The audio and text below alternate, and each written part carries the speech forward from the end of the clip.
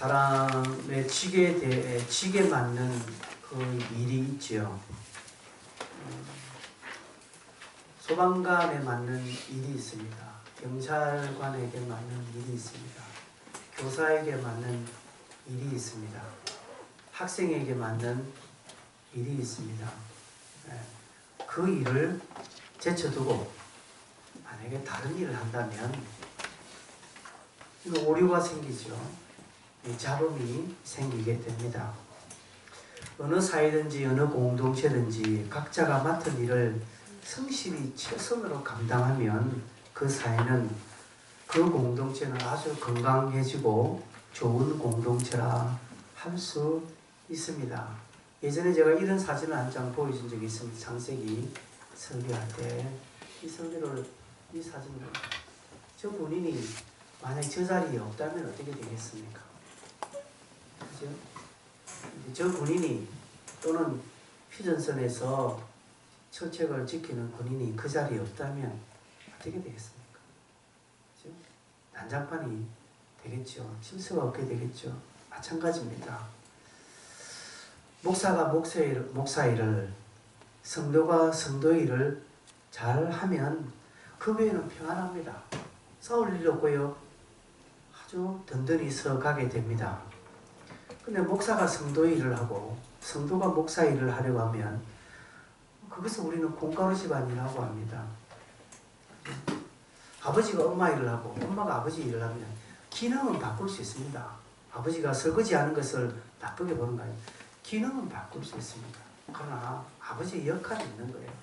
그 역할을 하지 않는다면 그 가정은 이제 콩가루가 되는 거죠. 지금 우리 사회가 이런 실수를 겪고 있고 우리 교회가 이런 일들을 겪고 있습니다. 그렇죠? 이렇게 노회장에 장로님이 노회장을 하려고 합니다.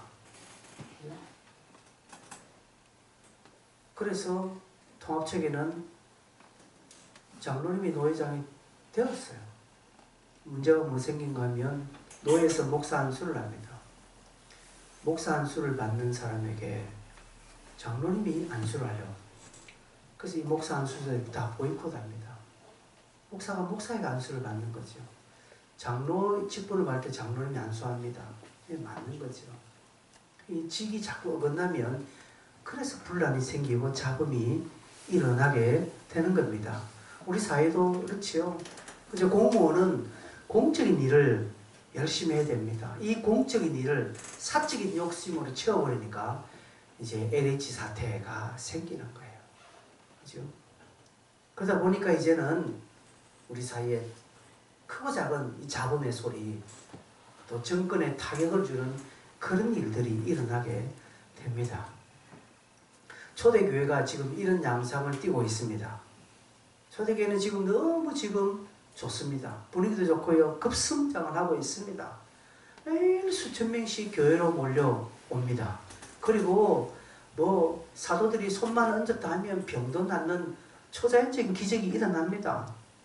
온 성도들이 한마음 한뜻이 되어서 니긋내긋 구분 없이 다 함께 서로 나누고 얼마나 지상낙원 같은 그런 아주 좋은 분위기를 지금 잡고 있는데 그냥 외부적인 핍박만 좀 있을 뿐이지 내적인 것은 너무 좋습니다.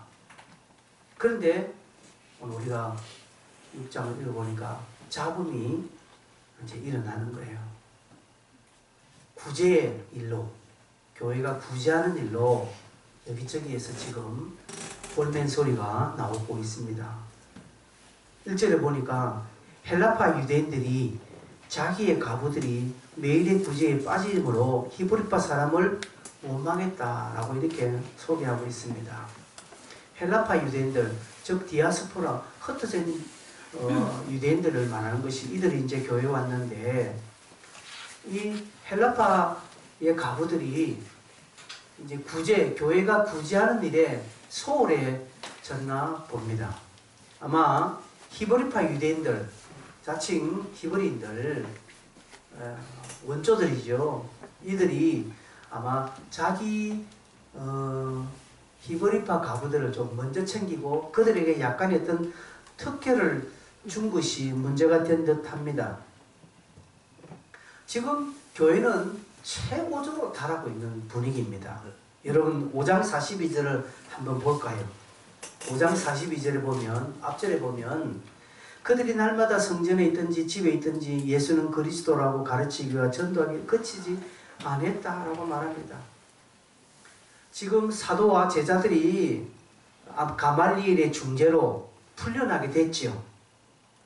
이 풀려나고 또 그 사도들의 그 열심에 도전받은 이 성도들도 그 일에 함께 동참해서 열심히 전도하고 가르치고 기도하고 있는 그런 때입니다.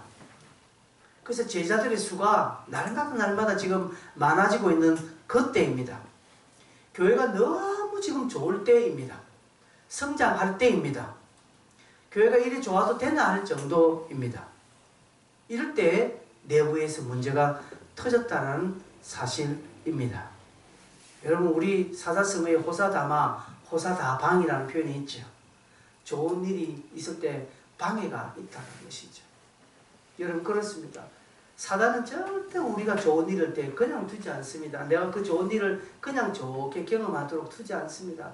여러분 우리가 다 몇 번씩 경험했잖아요. 꼭 좋은 일에 뭔가 이렇게 안 좋은 것이 방해가 옵니다. 그래서 안 믿는 사람은 액땜을 한다 뭐 이런 표현도 쓰기도 합니다.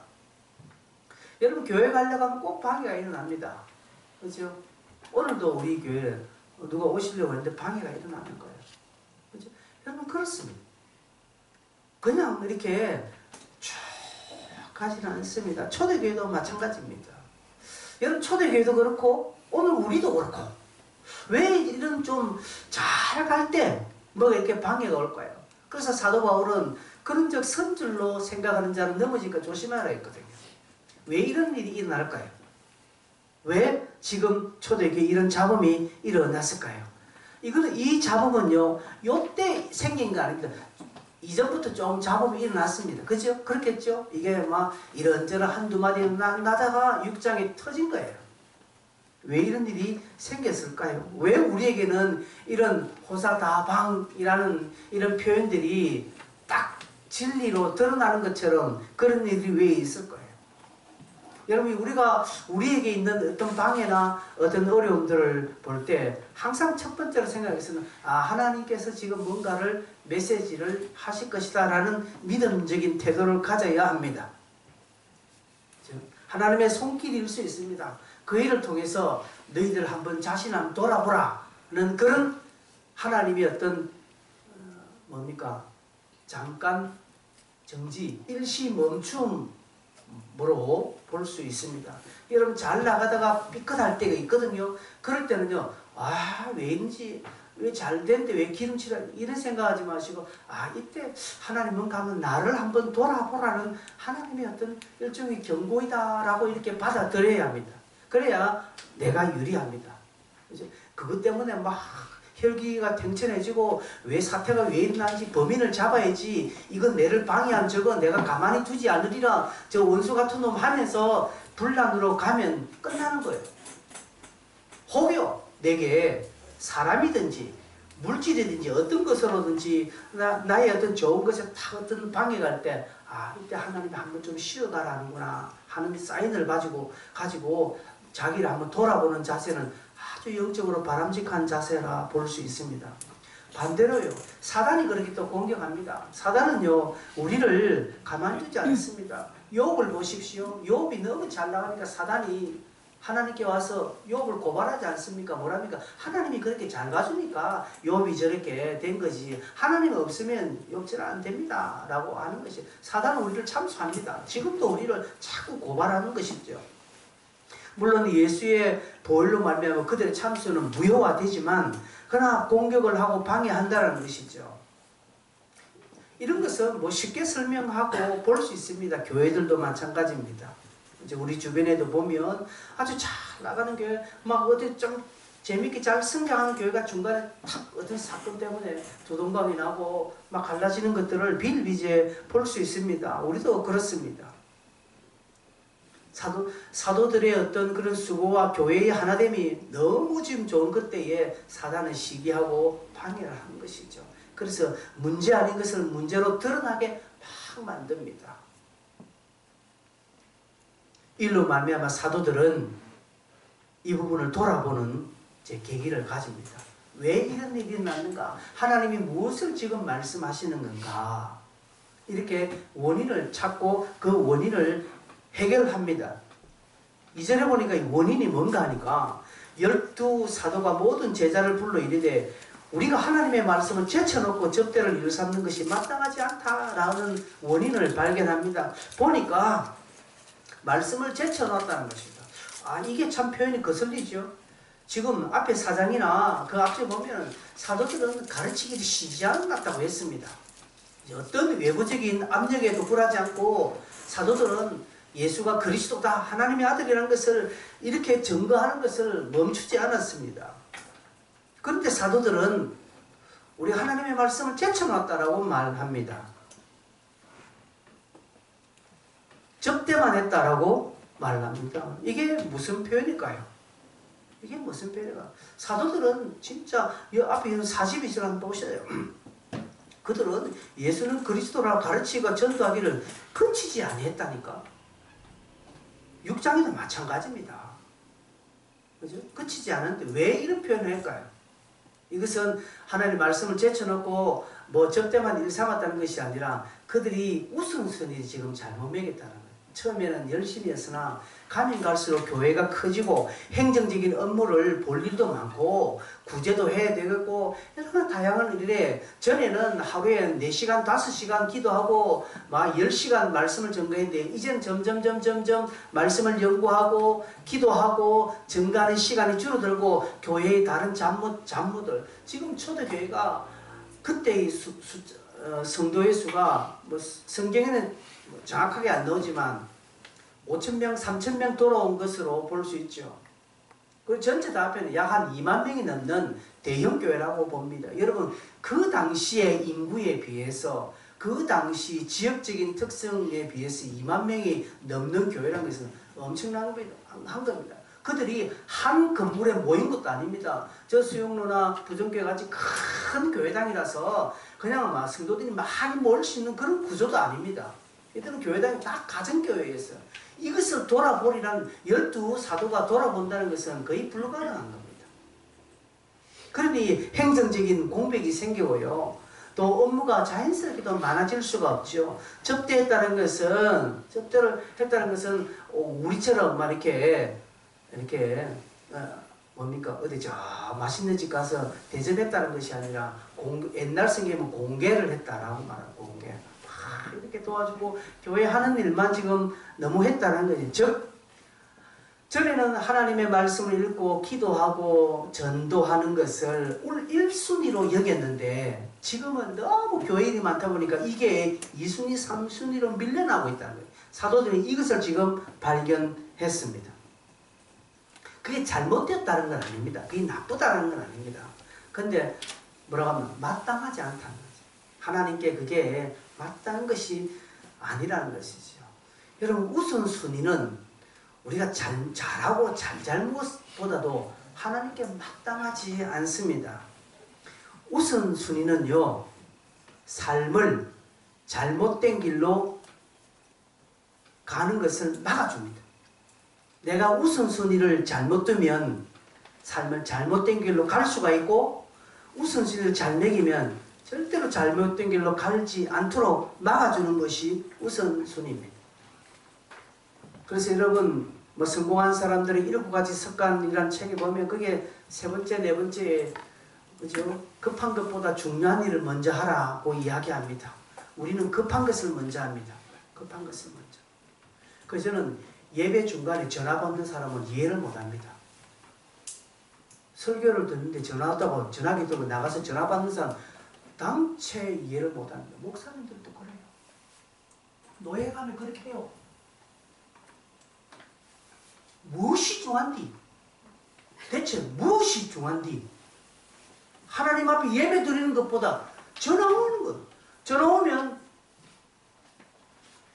별 것 없어. 무슨 전화니까 신한카드에서 전화도 되자고 그냥 막 끊을 빚이요. 끊어야죠.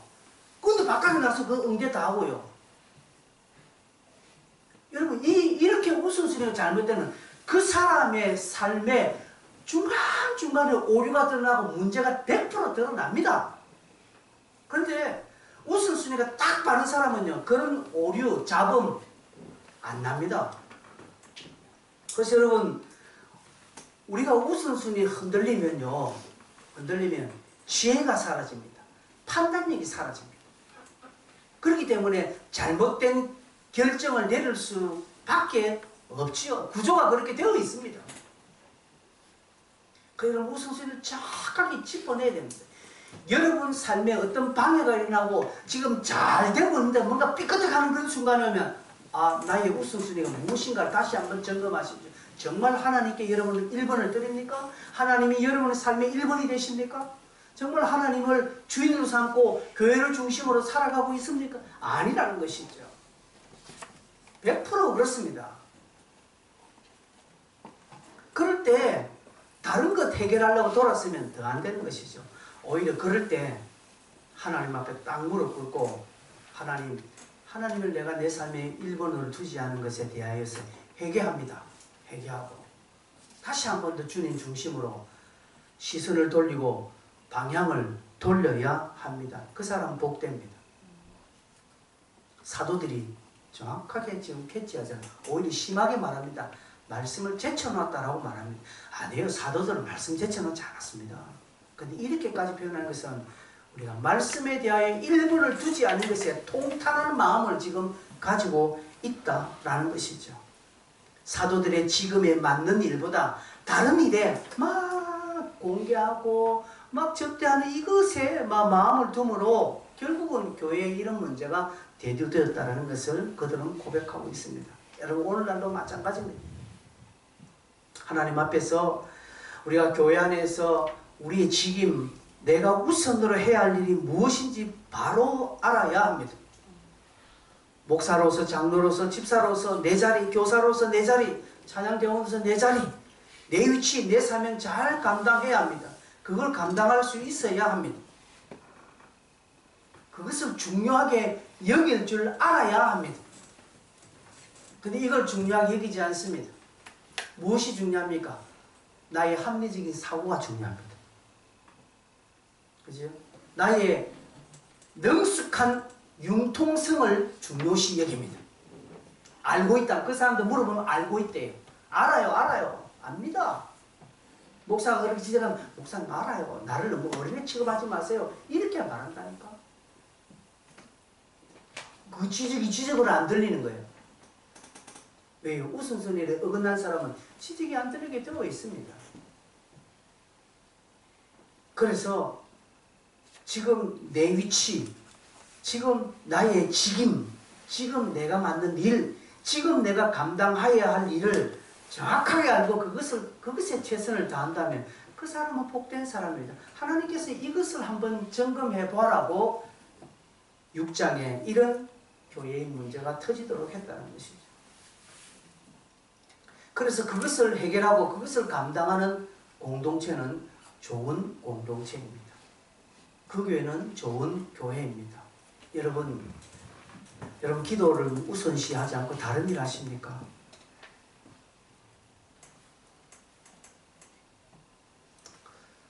저는 집에서 열심히 기도한다는 것에 대해서 점수를 주지 않습니다. 여러분 제가 막 기도하면 제가 뭐 직장에서도 기도하고 뭐 집에서도 기도하시죠. 어디 여기 기도하는 사람 어디서 다 하죠.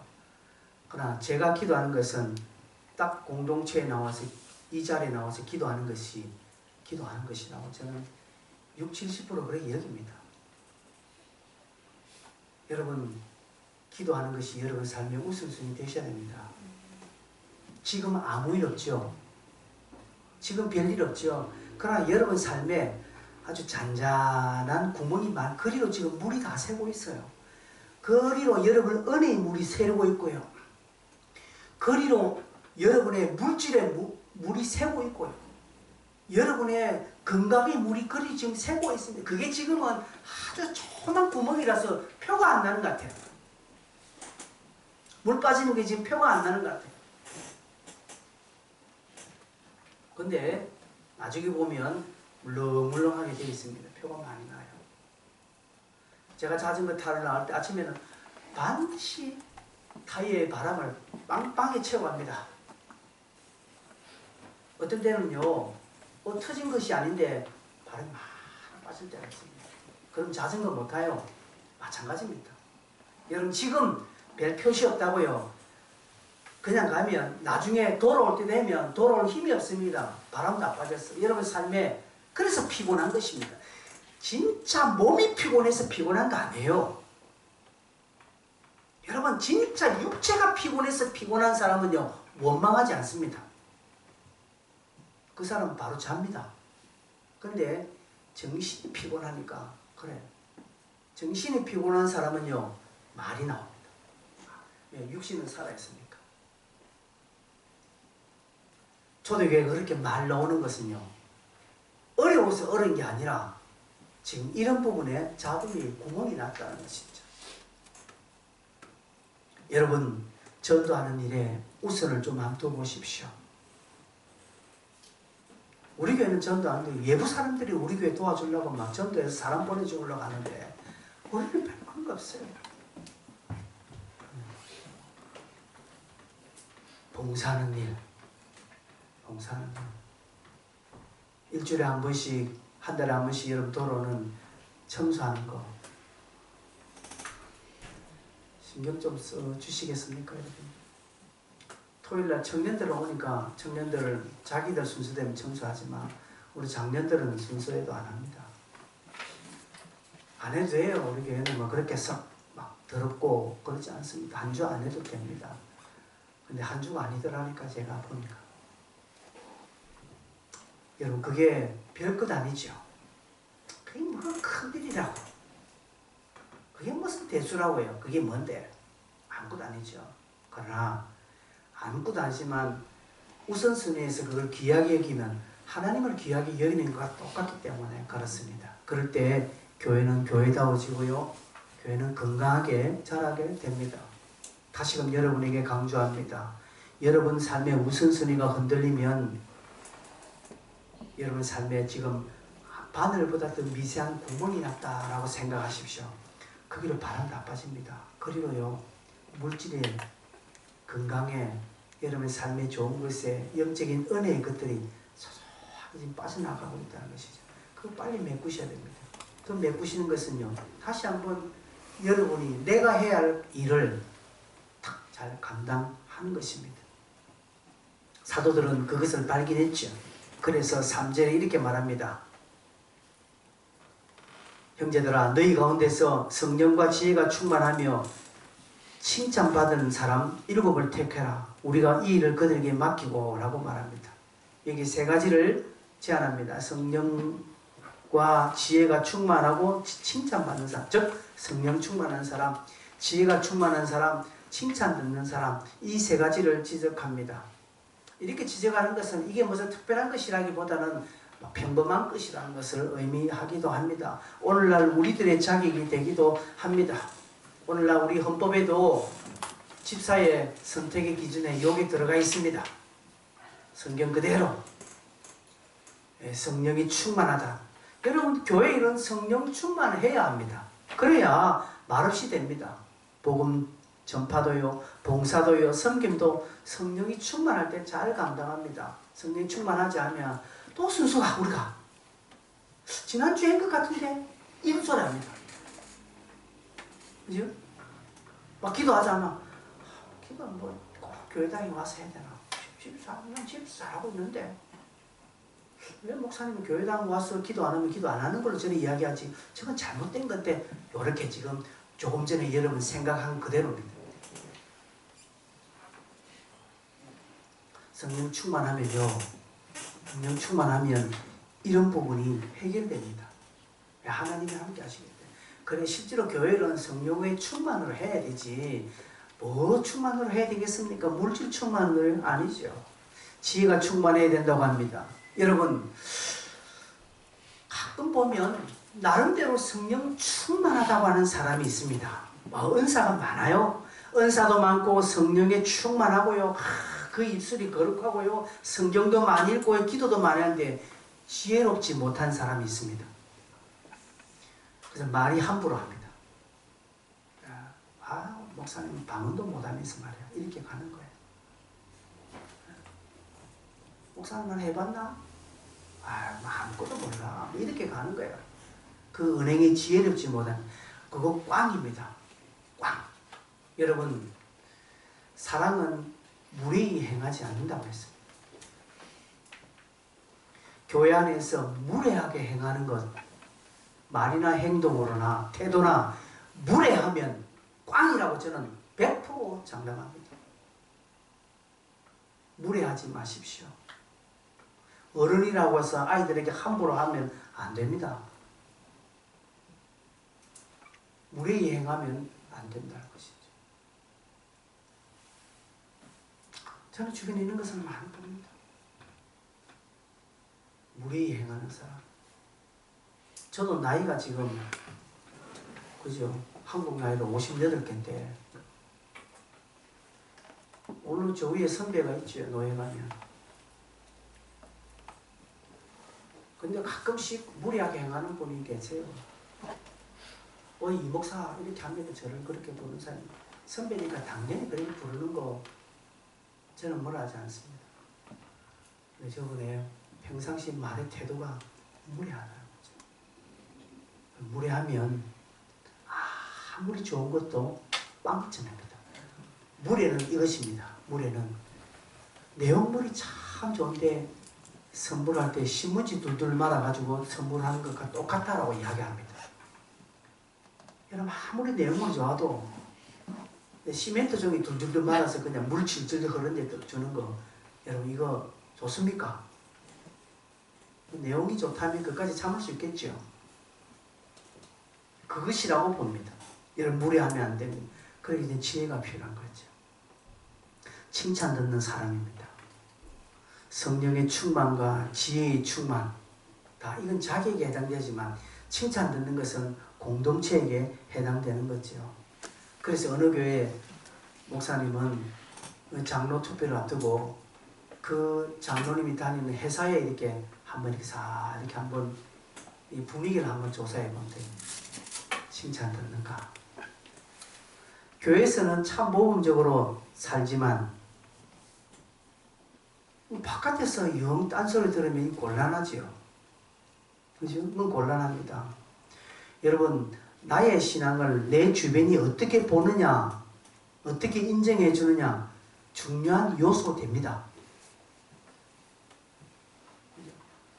나는 뭐, 다른 사람 신경 안 써? 누가 내 판단하는 나 신경 안 써? 라고 오만방자히 말하는 사람이 있습니다. 그래, 속으로 니 잘났다, 인간아. 이렇게 저는 이야기합니다. 근데 그 사람 바깥에서 많이 주변에 욕 들어먹어요. 자기는 하나님 앞에 인정받는 게 중요하다며 사람 평가 별로 신경 쓰지 않는다. 그 말의 진위는 저는 인정합니다. 실제로 그가 바깥에서 칭찬 듣냐? 안 들어요. 요거는 뭐예요? 돈 떼먹고 약속 안 지키는 거, 함부로 말하는 거 때문에 주변 사람들이 고개를 잘라 흔듭니다. 그래서 그런 사람 앞에서 우리가 전도하면 예수쟁이들 너나 잘 믿으세요 라고 합니다. 그래서 여러분 성경에서는 그 사람이 성령이 충만하고 이 성령이 충만한 것을 어떻게 드러내느냐 그 지혜가 충만해야 되고 뿐만 아니라 그가 바깥에서도 좀 칭찬을 듣느냐 이것을 성경은 말하고 있습니다.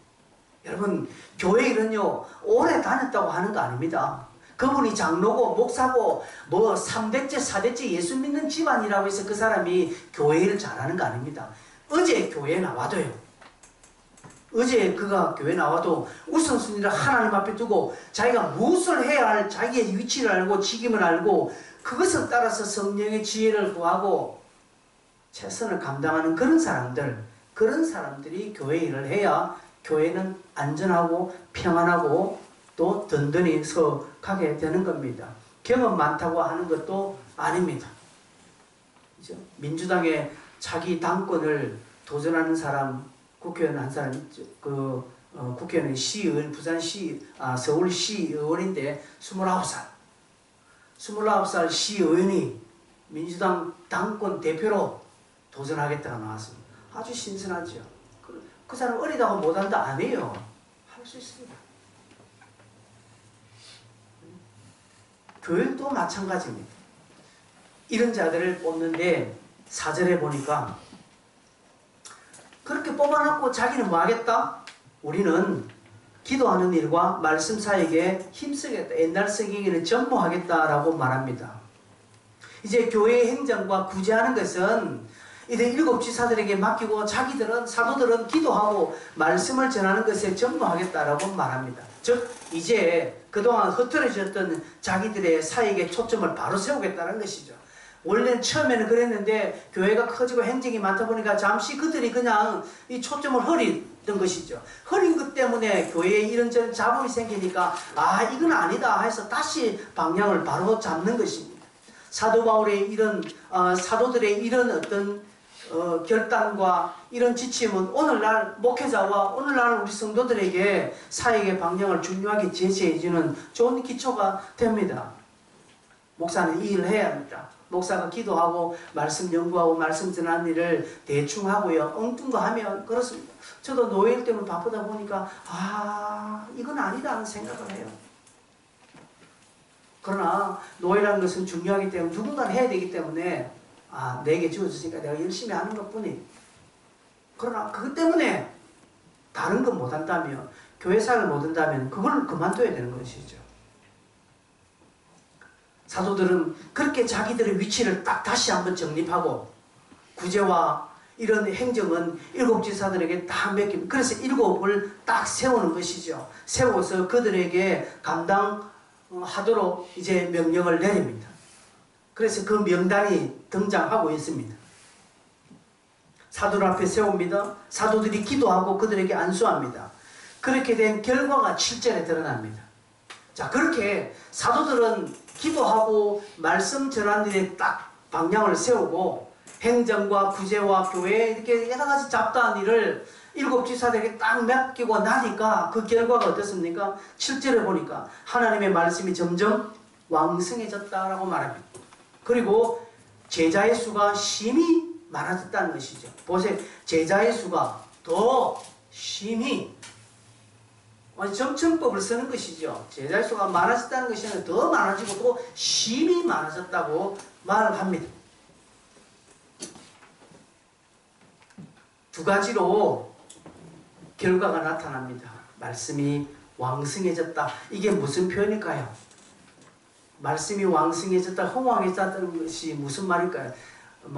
일주일에 한 번씩 성경 통독했는데 이렇게 나니까 매일 성경을 통독해서 맨날 성경 읽는 소리가 많아졌다는 것입니까? 일주일에 한 번 설교했는데 이렇게 되고 나니까 매일 설교하고 맨날 말씀이 들렸다는 것입니까? 그게 아니라는 것이죠. 말씀이 왕성해졌다는 것은 말씀이 통치했다는 것이죠. 사도들과 성도들이 말씀을 따라 일했다는 것이죠. 하나님의 말씀에 열심을 내었다는 것이죠. 말씀에 대한 지식뿐 아니라 그들이 사도들의 가르침을 받고 그 가르침대로 그대로 살았다는 것이 말씀이 흥왕해졌다는 것이죠. 여러분 해돋는 교회가 말씀이 흥왕한 게 뭡니까? 여러분 우리가 매일 10시에 저녁 8시에 매일 성경을 읽는다고 해서 그 교회가 말씀이 흥왕한 교회입니까?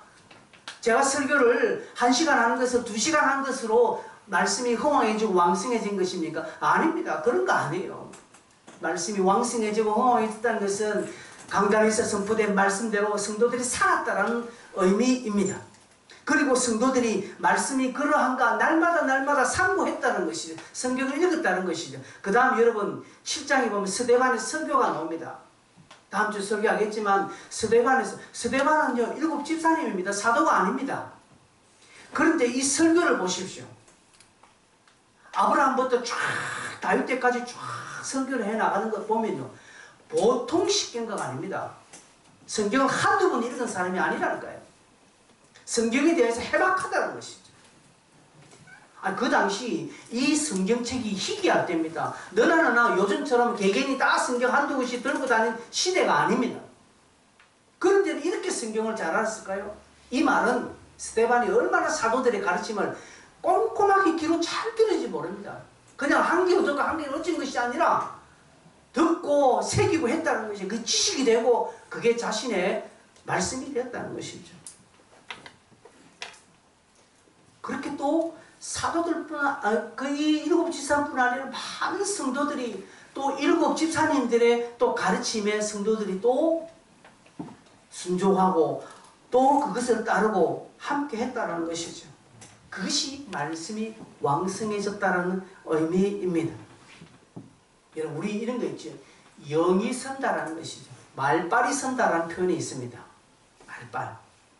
대통령의 영이 써야 되죠. 국가 대통령이 어떤 명령을 탁 내리면 정부 각 기관에서 그 명령을 쫙 수행하고 그래서 행정적으로 각기 일반 서민들에게 그 행정 그 대통령의 뜻이 전달되도록 하는 거예요. 이게 영이 선다는 것은 명령이 선다는 거예요. 가정에도 아버지의 영이 서는 거죠. 아버지가 한마디 하면 그 말이 가정이 딱 통치가 돼야 됩니다. 목사도 마찬가지, 교회도 마찬가지, 목사의 한마디가 교회에 딱 보이죠. 이게 영이, 이게 소위 말빨이 서는 거예요. 그죠? 그렇게 되었다는 것이죠. 여러분 해돋는 교회에 목사의 말빨이 섭니까? 여러분 가정에 아버지나 어머니 말빨이 섭니까? 아이 꼰대들 하여튼 이렇게 하면 안 된다. 그 말빨 안 쓰면요 끝나는 거예요. 그 공동체가 튼튼하냐, 성장의 가능성이 있느냐, 건강하냐, 말빨이 섰냐는 거지. 여러분 아무리 저를 위해서 기도하더라도요 저의 말빨을 안 세워지면 우리 공동체는 점수가 없습니다. NCD에서 교회 건강도를 척벌할 때 이 질문이 나옵니다. 여러분 저의 말빨을 여러분이 세워주십니까? 그렇게 저녁기도 한번 참석해자도 안 세워져. 그래서 말빨이 하도 안 쓰니까 저도 아예 광고를 안 합니다. 서글프잖아요 여러분. 이 앞에 있는 목사가 얼마나 개인적으로 서글퍼지는 거예요. 그거 자존심도 좀 상하고요. 초대교회에 사도들의 말빨이 섰다. 사도들이 말빨이 섰다는 것은 하나님의 말씀이 서게 되었다는 것을 여기에 말씀이 왕성해졌다는 것이. 그리고요 제자의 수가 많아졌다고 말하면 강렬하게 따라오는 결과이죠. 강렬하게. 이렇게 되면요. 그렇게 되면 교회는 자동적으로 질서가 잡히게 되고 그리고 믿는 자의 수가 더 많아지게 되는 것입니다. 자, 이제 결론으로 말씀을 맺습니다.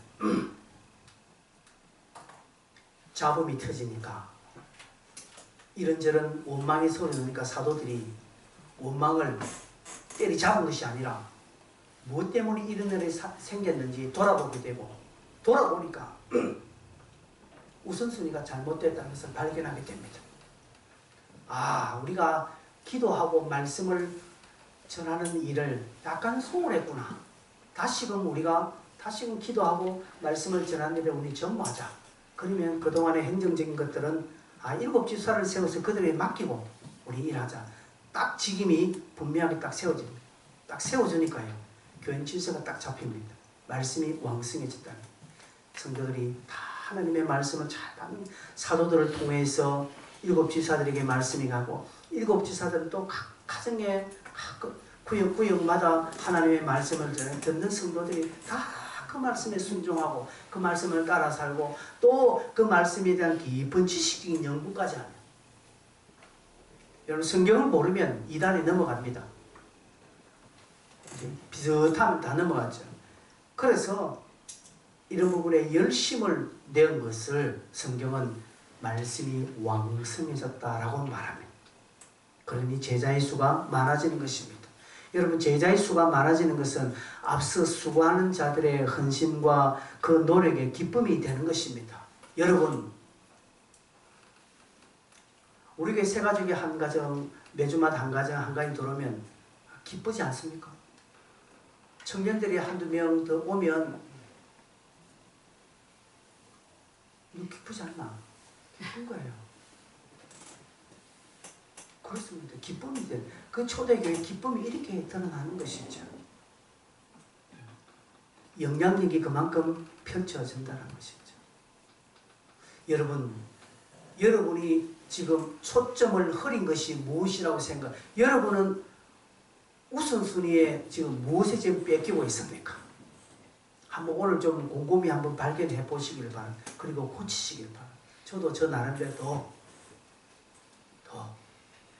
더 기도하고 더 말씀에 더 최선을 다하고요. 얼마 전에 제가 수요 예배 설교 때 제가 많이 실수했더라고요. 다시 한번 이렇게 들어보니까 그게 아닌데 그거를 이야기하고 실수해서 수요 예배 설교를 내놔야 되겠다. 유튜브에. 실수한 게 너무 많아요.